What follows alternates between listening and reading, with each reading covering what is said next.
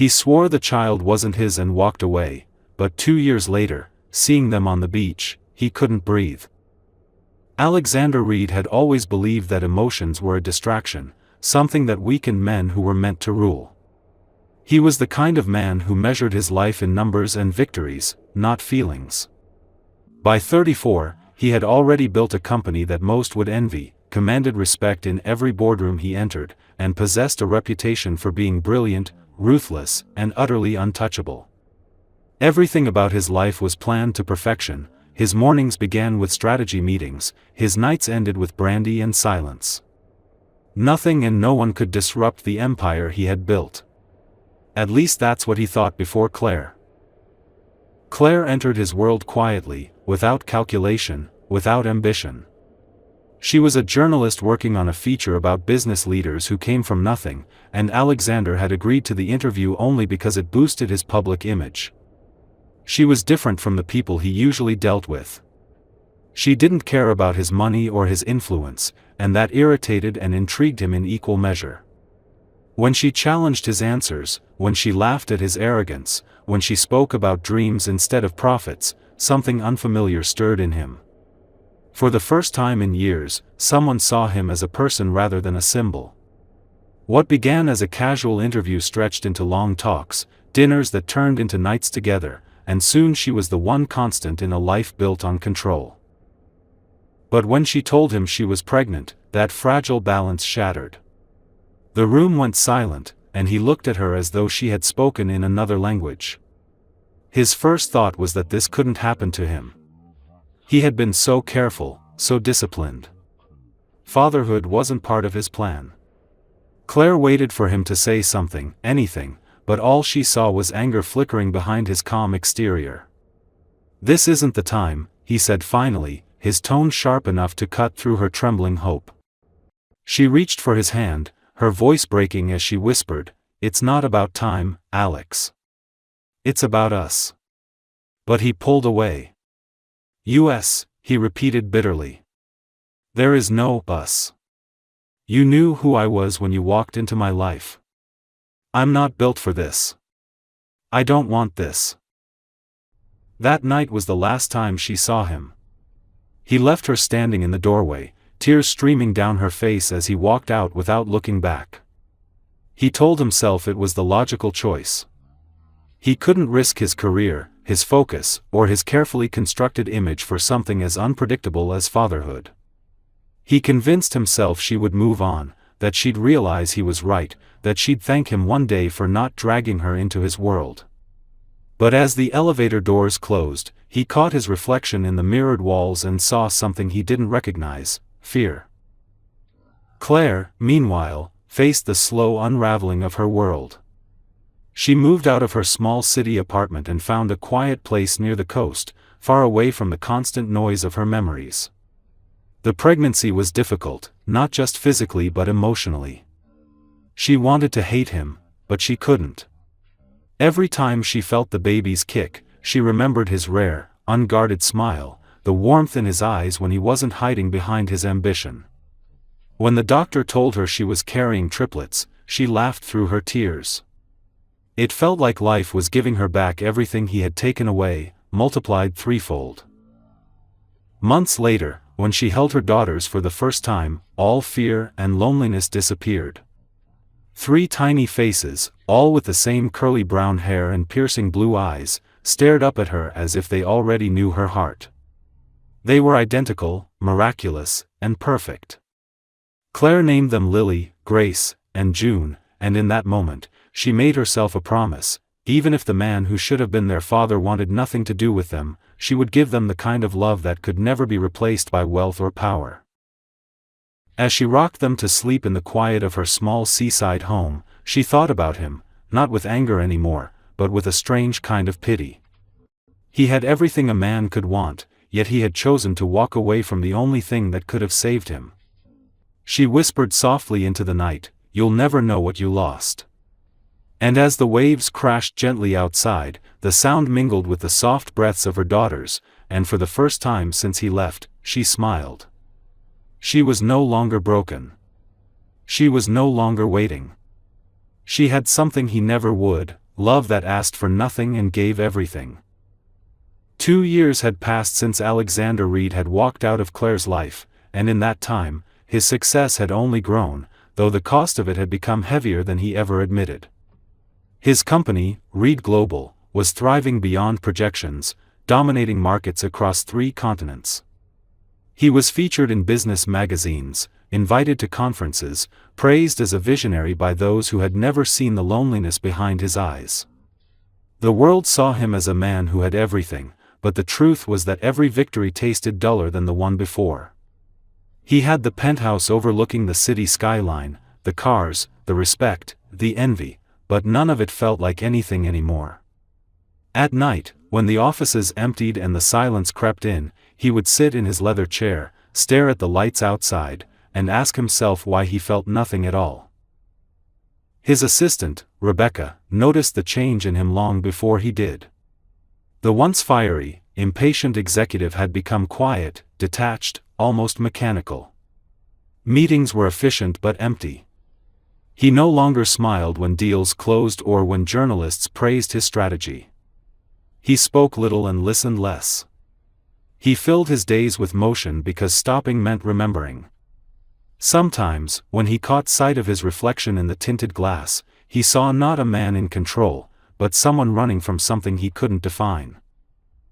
One night, after a long meeting, he found himself walking through the city without any real destination. The air smelled faintly of rain and exhaust, and the streets shimmered with reflected light. He passed a playground, and from the distance came the sound of children laughing. It was late, too late for children to still be playing, but there they were, chasing each other, their laughter echoing through the night like music. He stopped for a moment, watching. Something inside him twisted painfully, a deep ache that had no name. He couldn't explain it, but for a second, he thought he heard 3 voices overlapping, bright and full of life. It unsettled him. He turned away quickly, shoving his hands into his coat pockets, and kept walking until the sound disappeared. Meanwhile, in the quiet coastal town hundreds of miles away, Claire's life looked nothing like his.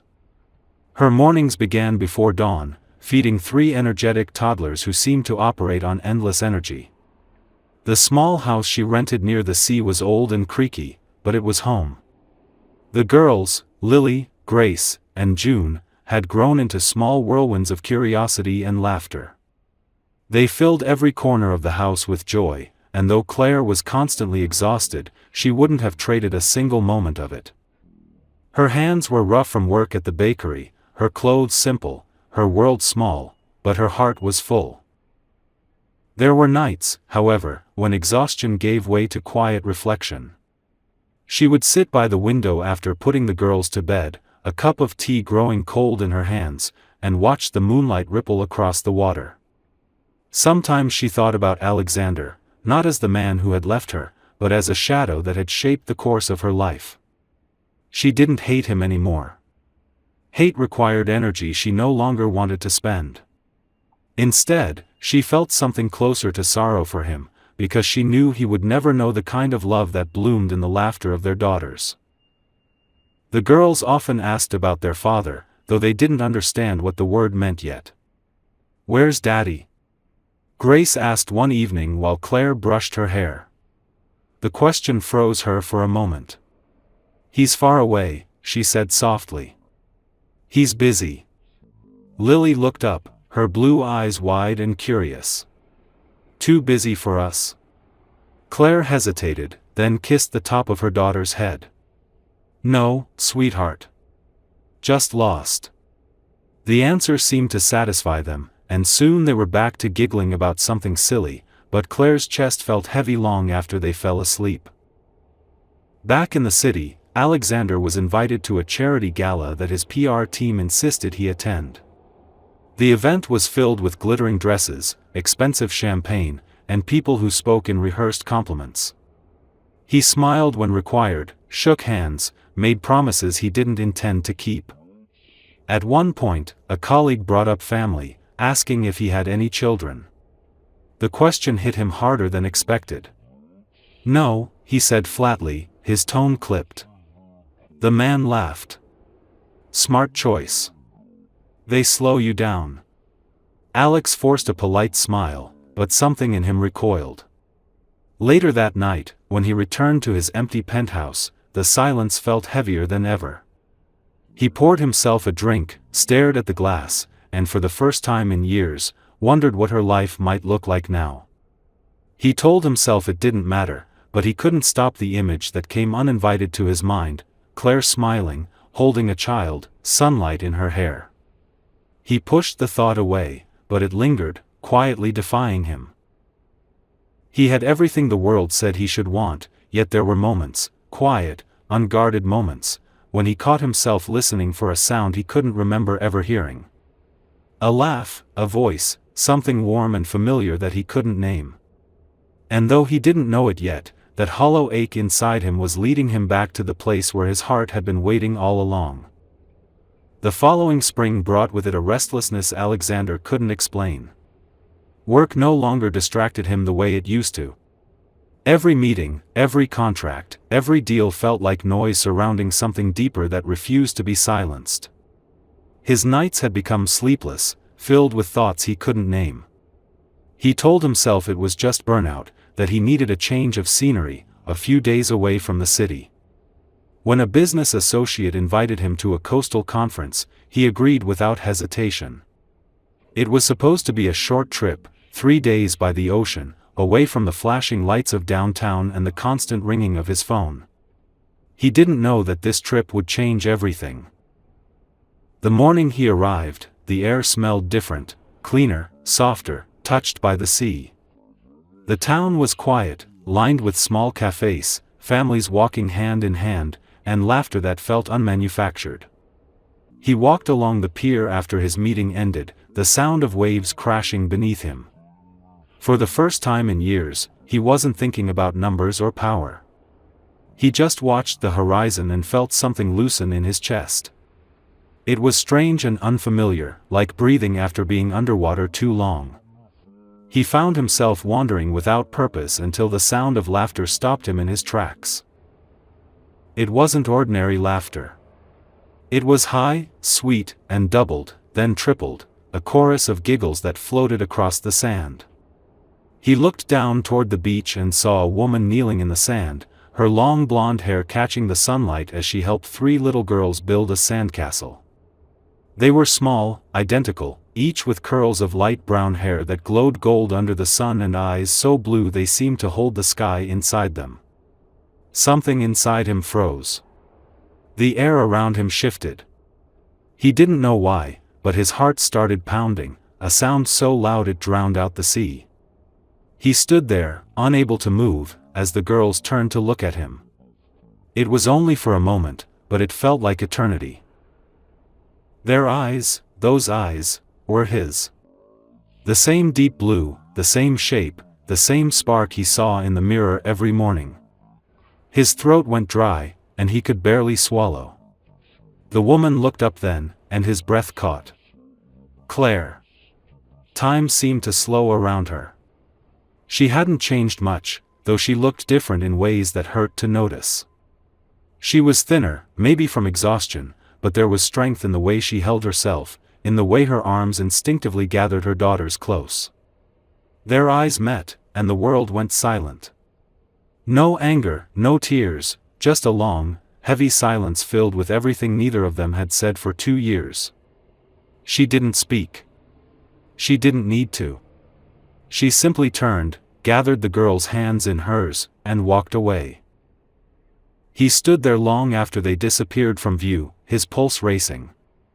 The sound of their laughter still echoed in his ears like a haunting melody. He couldn't breathe properly, couldn't think, couldn't rationalize what he had just seen. He replayed it over and over in his mind, the curls, the eyes, the unmistakable resemblance. He had spent 2 years convincing himself he'd made the right decision, that walking away had been strength, not cowardice. Now, all at once, that illusion shattered. That night, in his hotel room overlooking the ocean, he didn't sleep. He sat by the window, staring into the dark waves, a drink untouched on the table beside him. Every time he closed his eyes, he saw them, 3 little girls laughing, their hands covered in sand, running toward the water.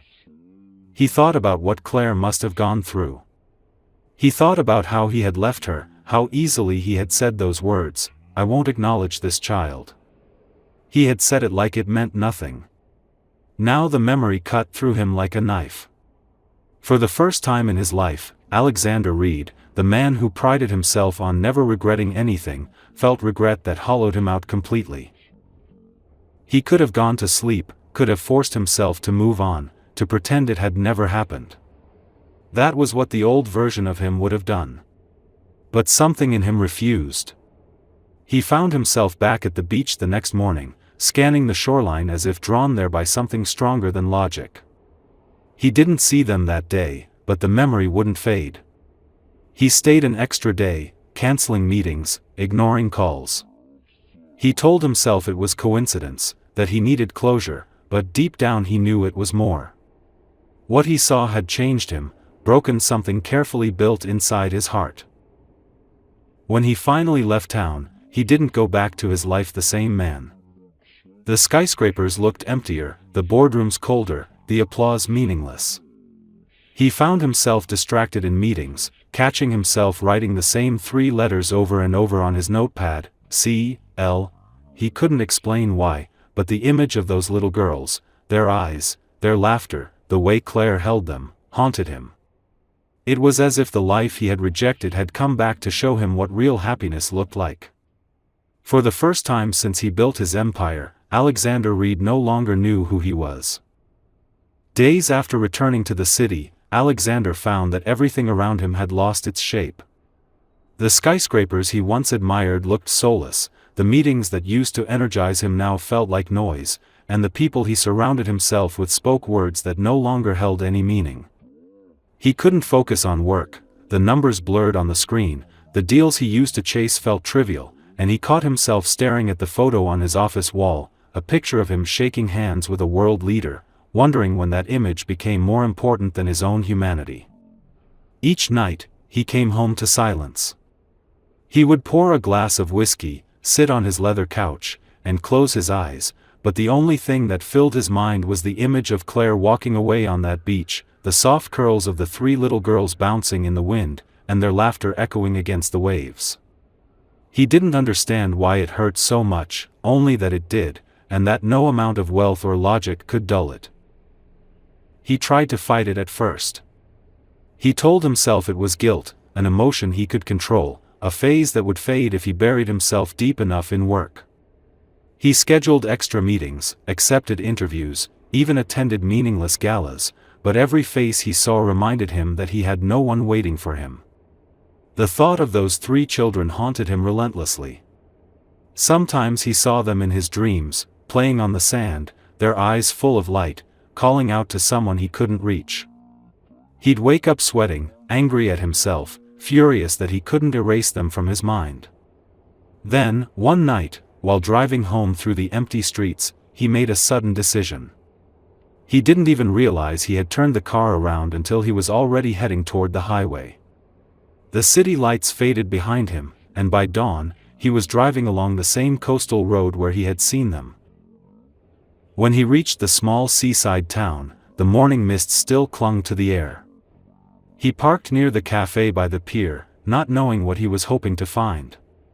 He wandered aimlessly for hours, the sound of waves his only companion, until he saw her again. Claire was standing outside a small grocery store, her hair tied back, holding a paper bag in one arm while balancing one of the girls on her hip. The other 2 stood beside her, each holding a tiny seashell, proudly showing them off to their mother. They looked happy, untouched by the world that had once broken him. For a moment, he simply watched them from across the street. It felt surreal, almost like a dream that might dissolve if he moved. When she finally noticed him, their eyes met again, and she froze. The shock in her expression lasted only a second before it hardened into quiet resolve. She didn't look angry, she looked tired, like someone who had already lived through every emotion and had nothing left to give. She turned away, her movement steady but sharp, and began walking toward home. The girls followed, giggling, unaware of the tension in the air.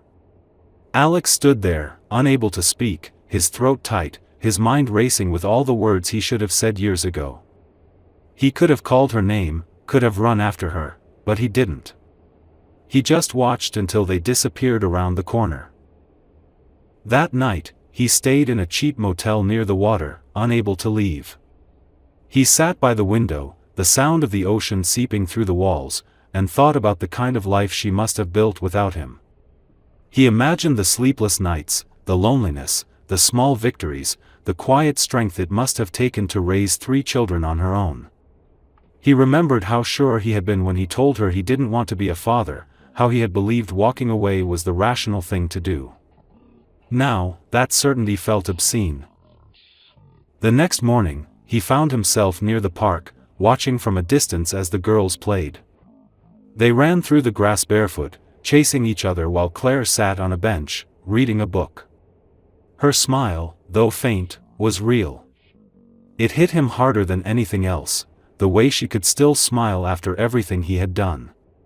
He wanted to go to her, to explain, to apologize, but the words he rehearsed in his mind all sounded empty compared to the life she had built without him. Instead, he just watched, memorizing every detail, the way her hair glowed in the sunlight, the sound of her daughter's laughter, the way peace seemed to exist around them like a fragile bubble. That night, he drove back to the city, but something inside him stayed behind. The walls of his penthouse felt smaller now, suffocating even. He poured himself a drink, stared out at the skyline, and whispered to no one, "What have I done?"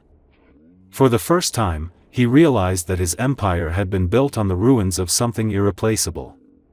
It wasn't just about Claire or the children, it was about what he had become. He had spent years running from love, believing it made him weak, when in truth, his fear had made him hollow. The image of those little girls wouldn't leave his mind, their laughter echoing in every empty room he entered. He understood, finally, that no success, no amount of control, could ever silence the voice that whispered from somewhere deep within him, "You walked away from the only thing that was ever real." Weeks passed, but Alexander couldn't return to the man he had been before. The city felt smaller, his office colder, and even the people who used to admire him now seemed like strangers speaking a language he no longer understood. His thoughts were always elsewhere, by the sea, with her, with the children he couldn't stop seeing in his mind. He tried to bury himself in work again, forcing long hours and endless meetings, but it didn't work anymore. Every success felt empty. The deals that once fueled his ambition now disgusted him. He had built everything he thought he wanted, yet none of it mattered when he closed his eyes at night and saw the faces of 3 girls who carried his eyes and her smile. He started drinking more than usual, not enough for anyone to notice, but enough for him to feel the dull burn that made the silence bearable. His assistant Rebecca finally confronted him one morning after he showed up late to a meeting. She asked if he was all right, her tone careful but sincere. He brushed it off with the kind of polished indifference he'd mastered years ago, but she didn't believe him. As she left the office, she said something that stayed with him, "Whatever you're chasing, it's already gone, isn't it?" He didn't respond, but her words pierced deeper than she knew. That night, he sat alone in his apartment, staring at the city lights, and whispered to himself that maybe she was right. Eventually, he couldn't take the distance anymore. He needed to see them again, not out of guilt, but because something inside him demanded it. It wasn't about control or redemption, it was about finding what he had lost, even if it was too late. One Friday, he packed a small bag, left his phone on the kitchen counter, and drove through the night.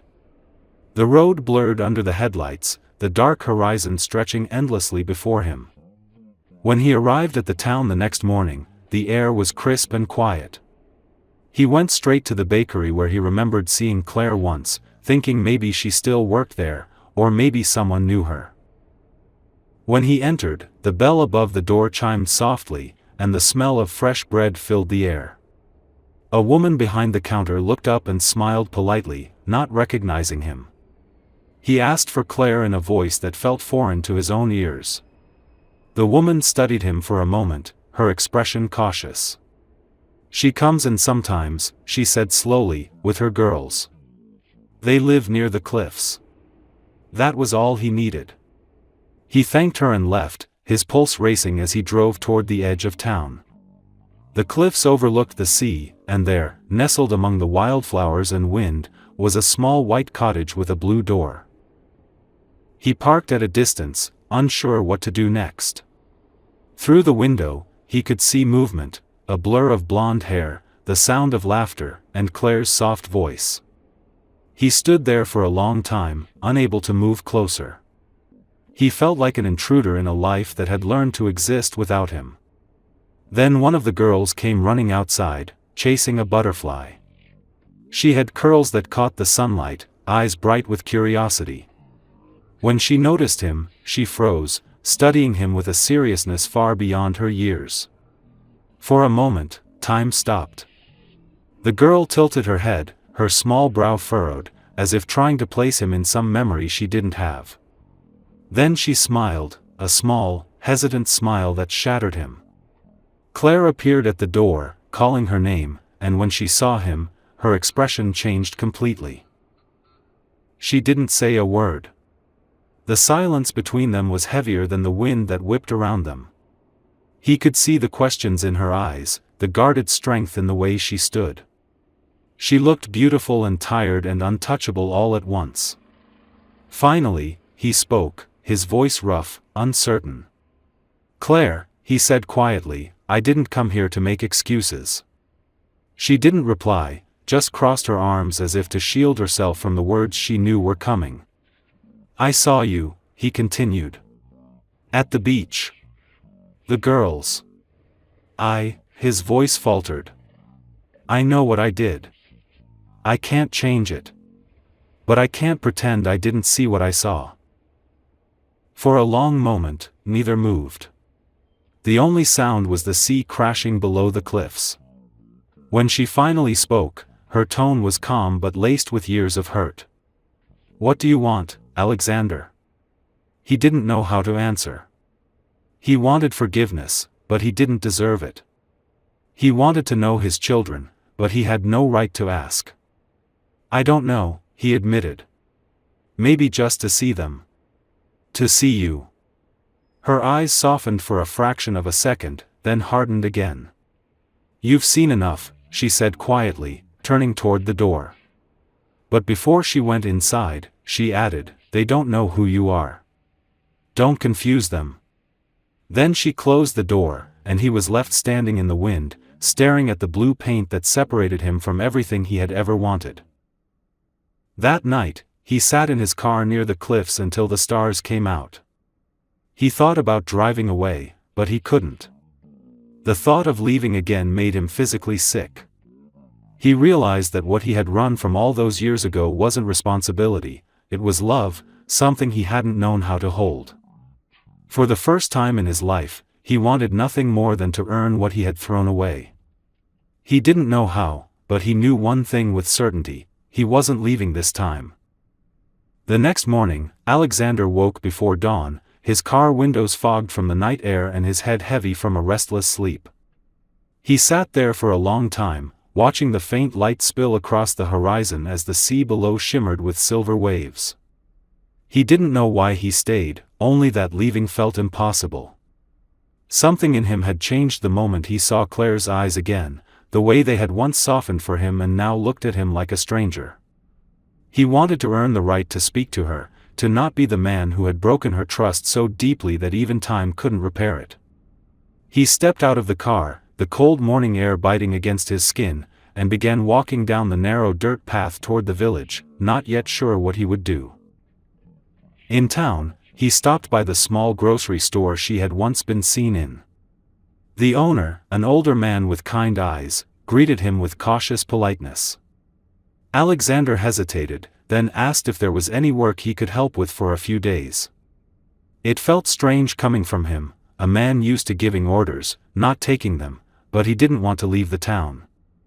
The man shrugged and handed him a broom, asking him to sweep the front walk. It was a small task, yet Alexander did it with quiet focus, feeling the weight of humility press on his chest. Every now and then, he caught glimpses of Claire in the distance, walking with the girls to the market or leading them by the hand through the park. She never looked his way, but he could tell she knew he was there. Days passed like that. He stayed in a modest room above the bakery and helped where he could, fixing broken signs, unloading boxes, even repainting fences. People started to recognize him, not as the millionaire they might have read about in magazines, but as the quiet man who worked without complaint. It was a strange kind of peace, one he hadn't felt in years. He found himself watching the girls from afar sometimes, not out of intrusion but awe. They reminded him of everything he had once thought he didn't need. One afternoon, while Claire was sitting in the park reading, one of the girls tripped and fell near where he was walking. Instinctively, he rushed over, kneeling beside her before he could think. She had scraped her knee and was holding back tears. He spoke softly, asking if she was all right, and handed her a small tissue he'd had in his pocket. When she looked up at him, her big blue eyes filled with tears, he felt his heart twist painfully. "Thank you," she whispered shyly, clutching his hand for a moment before Claire came rushing over. Claire froze when she saw them. The look on her face was unreadable, fear, anger, something between both. "It's fine," he said quickly, stepping back. "She just fell." Claire nodded stiffly and knelt to comfort her daughter, her voice calm but distant. The girl waved at him as they walked away, unaware of the storm she'd stirred in her mother's heart. That small moment left him shaking, his chest tight with longing and regret. That evening, as the sky turned deep orange, Claire found him sitting near the beach, staring at the sea. She approached quietly, her expression unreadable. "Why are you still here, Alexander?" she asked softly. He turned to her, exhausted by his own silence. "Because I can't leave again," he said. "I thought I could once. I was wrong." She crossed her arms, her gaze hardening.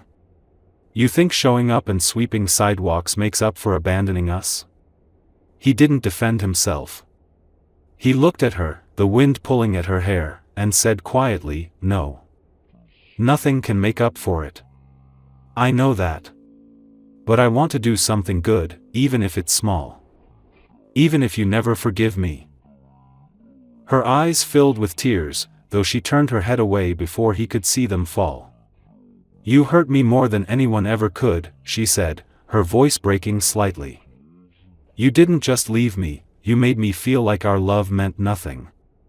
Like our child meant nothing."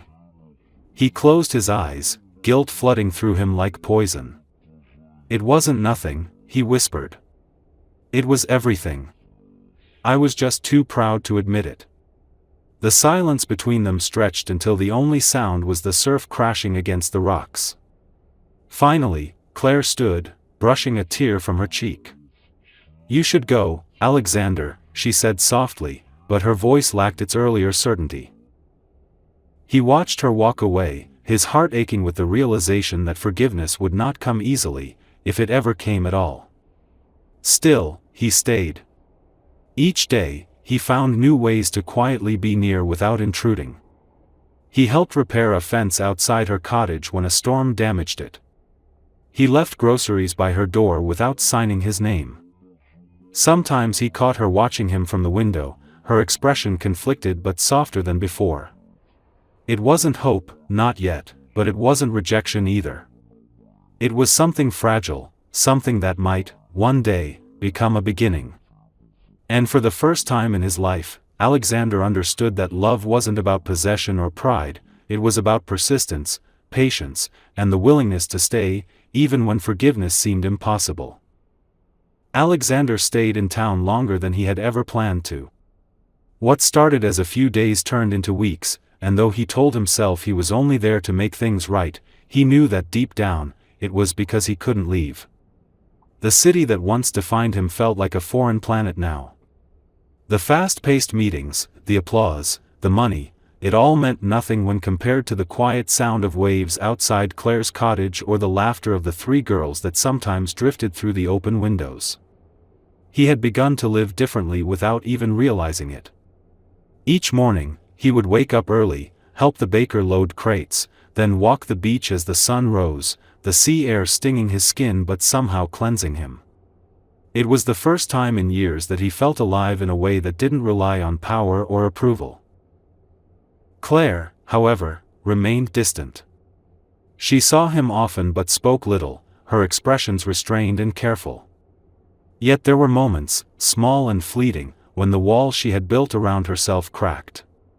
One afternoon, a storm rolled in unexpectedly, heavy rain pouring down over the town. Claire had been walking back from the market with the girls when the wind picked up, and Alexander, driving by, stopped his car beside them. He opened the passenger door without a word, and for a long moment, she just stood there, her hair soaked, her lips pressed into a thin line. Finally, she sighed and told the girls to get in. The ride back was silent except for the sound of the rain hammering the roof. When they reached her cottage, the girls jumped out laughing, splashing in puddles, while Claire lingered by the door, hesitant. She looked at him then, really looked, and said quietly, "You shouldn't keep doing this. They'll start asking questions." He met her gaze and replied, "Then tell them I'm someone who's trying to be better." She said nothing, but she didn't walk away immediately, and for him, that silence was enough to keep going. Days after that, something began to shift between them. It wasn't forgiveness, not yet, but something softer, an unspoken understanding that perhaps redemption didn't come all at once, it came in small, quiet gestures. Alexander fixed her garden fence, not because she asked, but because he noticed it leaning after a windstorm. He began leaving coffee on her porch early in the morning, knowing she always took it black with a touch of sugar. Once, when one of the girls wandered into town chasing after a lost balloon, he was the one who found her and brought her home, holding her tiny hand carefully the entire way. Claire watched from the doorway, her eyes full of confusion, gratitude, and something else she didn't want to name. One evening, as the sunset painted the ocean gold, Alexander sat by the cliffs again. Claire appeared, her hands in her coat pockets, her expression calm but serious. "You're still here," she said, her voice more curious than cold. He nodded. "I told you, I'm not leaving." She exhaled softly, sitting down beside him, though she kept a careful distance. The silence between them wasn't uncomfortable anymore. After a long pause, she said quietly, "They think you're just a nice man from town." He smiled faintly. "Maybe that's enough for now." She turned to him, studying his face, searching for the arrogance that used to live there and finding none. "You've changed," she said softly, almost to herself. "I had to," he replied. "I lost too much not to." For the first time in years, they talked, really talked. They spoke about the past, about who they were before everything broke. He told her about his empty victories, about how the silence of success was louder than any applause. She told him about the nights she cried herself to sleep, about learning to be strong because she had no other choice. They didn't forgive each other, not that night, but something unspoken settled between them, a fragile bridge built from shared pain and mutual understanding. As she stood to leave, she said quietly, "I don't know if I can ever trust you again, Alexander." He looked up at her, his voice steady but raw. "I don't expect you to. I just want to deserve the chance." After she left, he stayed on the cliff until the stars came out, the sound of the sea echoing below. For the first time since walking away years ago, he felt like he had a purpose, not the kind that came with status or money, but something deeper, something that could only be measured by how much love he was willing to give without expecting anything back. He didn't know what would happen next or if she would ever let him fully back into her life, but he knew one thing for certain, he wasn't running anymore. Months passed, and the rhythm of their lives began to intertwine in ways neither of them expected. The small seaside town no longer whispered about the strange man who had arrived out of nowhere, because by now, Alexander was part of the quiet landscape. He became a fixture in simple things, helping the grocer unload shipments, repairing fishing nets, carrying boxes for the bakery, walking along the docks in the early mornings when the mist still hung thick in the air. He no longer moved like the powerful man he once was. The weight of his presence had softened, his arrogance worn away by time, regret, and humility. Claire noticed it even when she tried not to. She saw the way he listened when people spoke, how he no longer demanded attention but earned it quietly through kindness. He had become someone different, and that truth unsettled her as much as it moved her. One chilly morning in late spring, she was walking with the girls when one of them ran ahead, tripping on a stone. Before she could even react, Alexander was there, lifting the child gently into his arms, brushing the dirt from her knees, his voice calm and steady as he soothed her tears. Claire froze, her heart catching in her throat. Watching him with their daughter, she felt something inside her shift, something she had buried so deeply she thought it could never surface again. The other two girls tugged at her hands, chattering about seashells and birds, oblivious to the way their mother's eyes glistened. When Alexander looked up and met her gaze, there was no pride in his expression, only quiet sincerity, as if he were asking permission just to exist in their lives. She gave a small nod without thinking, a silent acknowledgement that something between them had finally changed. That evening, she invited him in for dinner for the first time. The invitation came hesitantly, her voice low, her expression guarded, but it was enough to make his heart pound in his chest. The cottage smelled like rosemary and baked bread, and the girls' laughter filled every corner. They climbed onto his lap without fear, showing him their drawings, one of them tracing his face with her tiny hand and declaring that his eyes looked like the sky after rain. He laughed softly, a sound that felt unfamiliar to him, almost painful in how real it was. Claire watched them from across the table, her fork untouched, her eyes flickering between disbelief and something warmer. When the girls went to bed, the house fell into a comfortable silence broken only by the distant sound of waves. Claire poured him a cup of tea, her hands trembling slightly as she set it down. "They like you," she said quietly, not meeting his eyes. He smiled faintly. "They're incredible," he replied. "They deserve everything good in this world." She hesitated, then asked, "Why now, Alexander? Why after all this time?" He looked at her, his voice low, steady but filled with emotion. "Because I finally saw what love actually is," he said. "It isn't pride. It isn't control. It's showing up. It's staying when it hurts. I didn't understand that before. I do now." She stared at him for a long moment, her walls trembling but not yet fallen. "You broke me once," she whispered. "I don't know if I can let you close enough to do it again." He reached across the table, his hand stopping just short of hers. "Then let me spend the rest of my life proving I never will," he said. For a long time, she said nothing. Then she nodded, a single tear slipping down her cheek before she could stop it. It wasn't forgiveness, not completely, but it was the first step toward it. That night, as he walked back to his small room overlooking the cliffs, the stars burned brighter than he had ever seen them, and the sound of the sea below no longer felt like a reminder of what he'd lost but a promise of what he might still gain. Over the next months, he became part of their world in small, tender ways. He walked the girls to school, taught them how to skip stones, and read them stories in the evenings when Claire worked late at the cafe.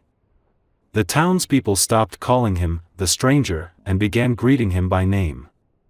Claire found herself smiling more, her laughter returning like sunlight after a long storm. There were still moments of hesitation, still shadows of the past that rose without warning, but each time they did, he stayed, steady, patient, unwavering. One summer afternoon, as the family walked along the beach, the girls ran ahead, their laughter echoing against the sound of waves. Claire and Alexander walked behind them, the wind playing with her hair, the light reflecting off the water. He turned to her, his voice quiet but full of wonder. "Do you ever think we got a second chance?" She looked at him, her eyes soft and filled with peace. "No," she said. "I think we built a new one." He smiled, reaching out his hand, and for the first time in years, she took it. Together they stood watching the girls draw shapes in the sand, their footprints overlapping in the wet earth as the tide crept closer. For the first time since he had walked out that door years ago, Alexander felt whole. The man who once believed love made him weak now understood it was the only thing that had ever made him strong. The sea roared gently beside them, endless and alive, carrying away the last pieces of who they had been, leaving only who they were now, a family, imperfect but finally together, standing at the edge of a new beginning.